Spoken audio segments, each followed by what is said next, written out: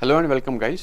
Today we are going to discuss about how to choose your optional in both JKPSC and UPSC exams. आप किस तरह से अपना optional choose कर सकते हैं. There are some points which have to be kept in mind while choosing the optional. ठीक है. सबसे पहले we'll understand the list of optionals in the exam. ठीक है. Out of all these subjects, starting from agriculture to mechanical engineering to the zoology and to the languages, तो total कुल मिला के 31 सब्जेक्ट्स है.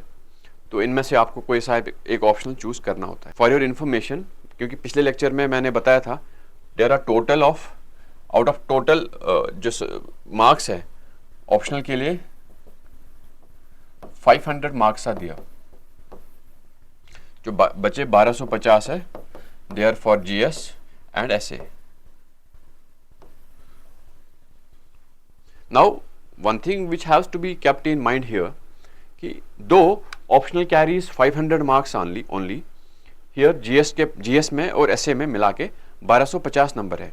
बट किसी भी सिलेक्शन को पाने के लिए आपके पास ऑप्शनल भी उतना ही अच्छा होना चाहिए. ये 500 नंबर बहुत मैटर करते हैं when it comes to getting the selection या getting कोई रैंक.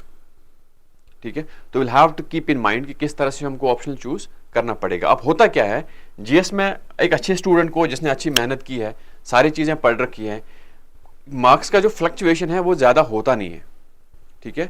कोई अगर बहुत अच्छा आंसर अच्छा लिखता है या लिखती है, ही गेट्स 120, या कोई अगर थोड़ा सा कम लिखा है, एवरेज लिखा है, तो he gets 115.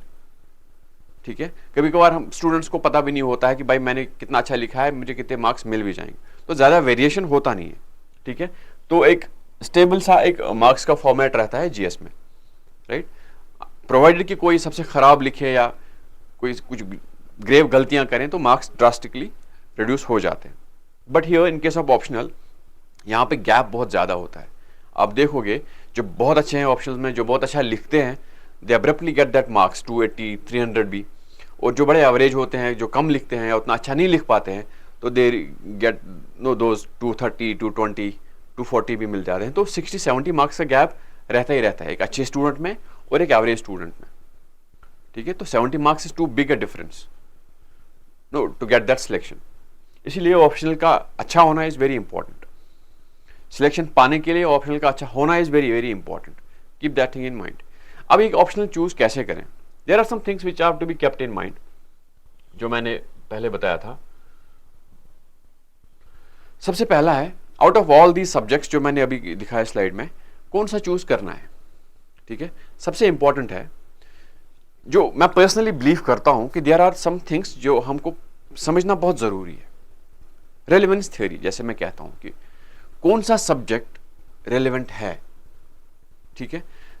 Out of all these subjects आप अपनी मर्जी के मुताबिक ऑप्शनल को चूज करते हैं. हम चूज करते हैं अपनी मर्जी से, नोइंग दैट कि मुझे इस ऑप्शनल में अच्छा करना है, क्योंकि मैं इसको अपनी मर्जी से कर रहा हूं, अपनी मर्जी से चूज कर रहा हूं. तो दैट मीन्स कि इसकी सारी जिम्मेदारी मेरे पे है. ठीक है. I have to be the best. Though I was given the choice out of all these things, तो मैंने कोई एक चूज किया. There has to be some reasons why did I choose that particular subject. ऐसा नहीं है कि मुझे मजा आ रहा है पढ़ने में. मजा आना is all together different thing. यहां सिलेक्शन पाना है. मजा आना नहीं आना इज ऑल टुगेदर डिफरेंट. यहां पे सिलेक्शन पाना है. आप सिलेक्शन के लिए लड़ रहे हैं.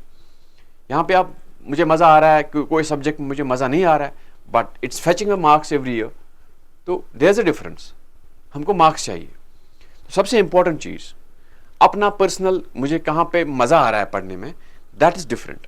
पहली चीज हमको जो देखनी है किसी भी ऑप्शनल को चूज करने के लिए, क्या इस ऑप्शनल में हमको स्टडी मटेरियल अवेलेबल है. पहला, स्टडी मटेरियल.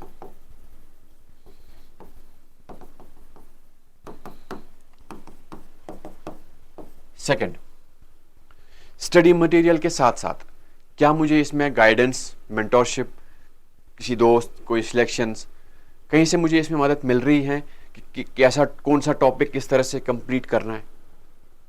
ऑलराइट. तो ये दो चीजें. दूसरा, गाइडेंस. पहला स्टडी मटेरियल, दूसरा है गाइडेंस. तीसरा, ट्रेंड ओवर द इयर्स. इस सब्जेक्ट ने किस तरह से, क्योंकि हर सब्जेक्ट में अच्छे अच्छे लड़के लिखते हैं, ऐसा नहीं है कि किसी ऑप्शनल में अगर बहुत कम नंबर दिए हैं उसमें कोई अच्छा स्टूडेंट था ही नहीं, it does not mean that. Rather इसमें पेपर में डिफिकल्टी होगी, या पैटर्न में कुछ चेंज हो गया होगा, या मार्किंग में कुछ रूल्स उन्होंने अप्लाई किए होंगे।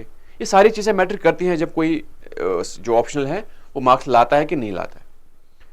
तो अगर एक ट्रेंड अच्छा चल रहा है, मतलब फॉर एग्जांपल सोशियोलॉजी और एंथ्रोपोलॉजी, सोशियोलॉजी में एक एवरेज मार्क्स 240, 250, 260, 270 है, और एंथ्रोपोलॉजी में 1-2 साल पहले average marks in JKPSC was 300, 270, 280।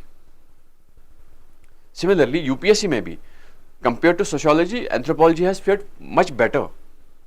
तो that's why this is what trend is. तो we'll have to understand कि 2-3 साल से कौन सा ऑप्शनल किस तरह से मार्क्स ले आ रहा है, उसको भी दिमाग में रखना बहुत जरूरी है। Understanding the trend.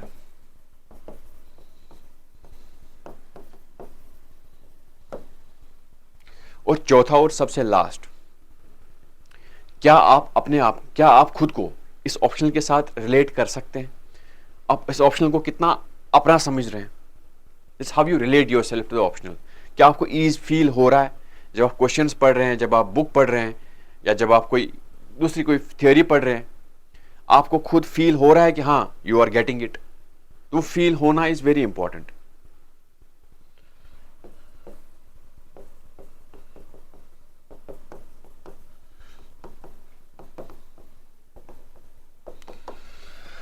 उसके बाद जो बात है दैट इज अपना इंटरेस्ट। अगर आपका इसमें इंटरेस्ट भी आ रहा है तो मजा है, फिर तो all dots falling in place, then you go for it.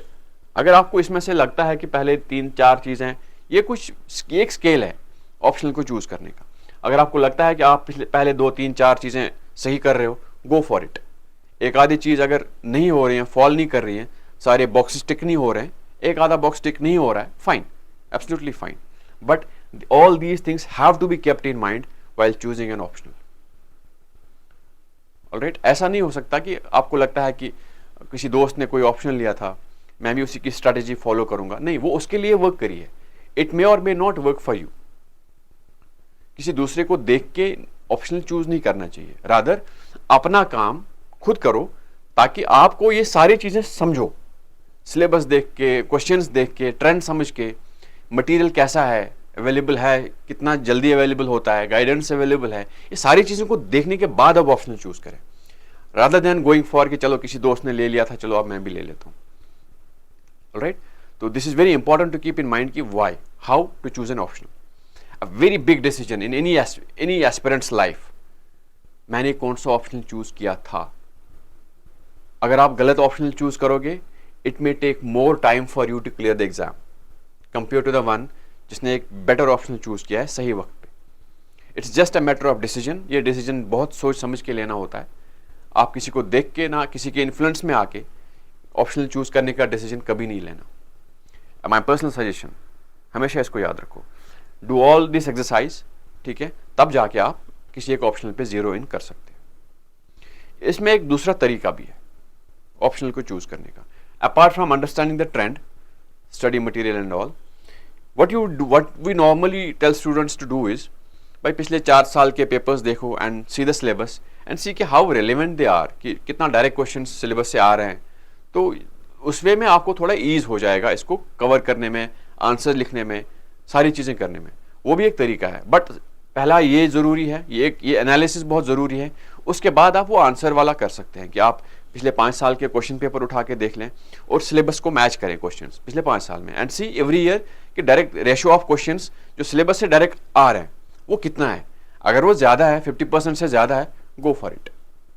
After all this exercise then you match the questions. अगर आपको लगता है कि ये रेशियो अच्छा खासा है डायरेक्ट क्वेश्चंस का हर साल, if it is more than 50%, go for it. Thank you very much, will meet again. Thank you guys.